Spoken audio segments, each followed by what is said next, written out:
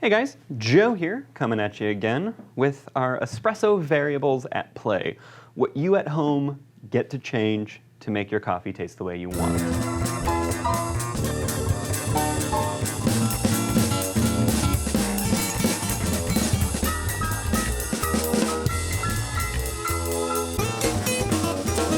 We've got a new espresso machine. We just set up our grinder. We got it close, tantalizing, achingly close. You're brewing good espresso now. You haven't gone through too much coffee, but where to go next? Well, here are the variables that are in play. We have grind size, tamping pressure, and dosage, which is the amount of coffee that we are putting in our portafilter. We don't want to change our tamp.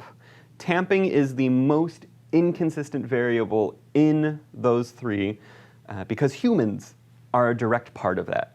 The human body is a brilliant machine that is designed to do things the same way on average, not specifics. So if you want a fun experiment to try at home, draw a 5-inch circle, 5 inches in diameter, with your eyes closed.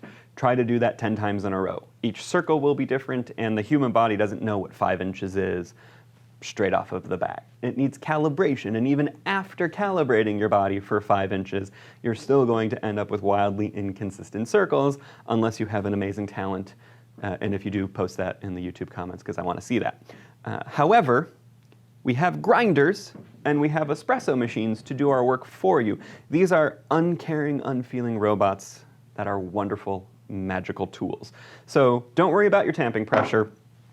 Change your dosage and change your grind size. The first step to changing how your coffee tastes is your grind size. By changing how big or how small our coffee particulate is, we are changing how our water interacts with it. The smaller the grind, the quicker it dissolves. Think about taking a giant softball and a little whittling knife and trying to whittle to the center of that softball.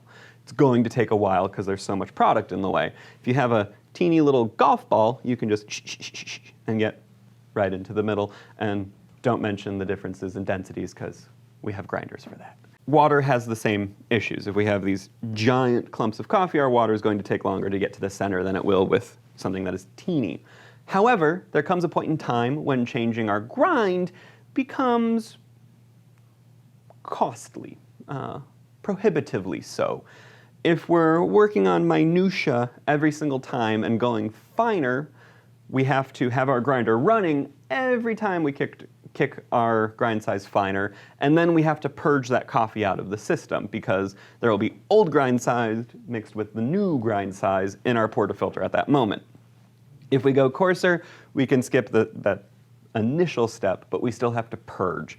And coffee is not cheap, at least the coffee I want to drink, and hopefully the coffee you want to drink. So when you get close, when you are almost right, try changing your dosage. If you increase the amount of coffee in your portafilter, you are adding product to the system. You're forcing that water to work through more ingredient, to flow slower before it comes out. When it does that, it's spending more time dissolving more stuff from the coffee you have in there. You have more dissolvable material to deposit into your cup. It tends to make espresso sweeter, brighter, more intense in the front end of that flavor. It spikes quicker and then slowly tapers off. It's how you get closer to a ristretto shot, if you want to use one of those terms. If we pull coffee out of the portafilter, we are allowing our solvent, water, more time to interact with less dissolvable material.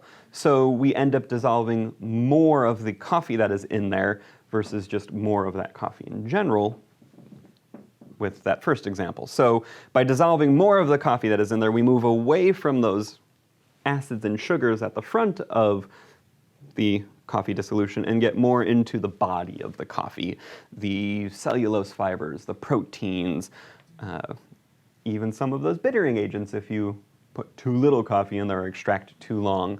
But that's how we end up with a more intensely bodied shot of espresso at the end. That stouter, robust flavor, we can develop that more by having a longer extraction with less coffee, just because we dissolve more of it, and we get more bitter as we do that. So it's fun to play around with that balance and pull a little from column A, a little from column B, and just fiddle and experiment until you get the coffee you love. Have a great day.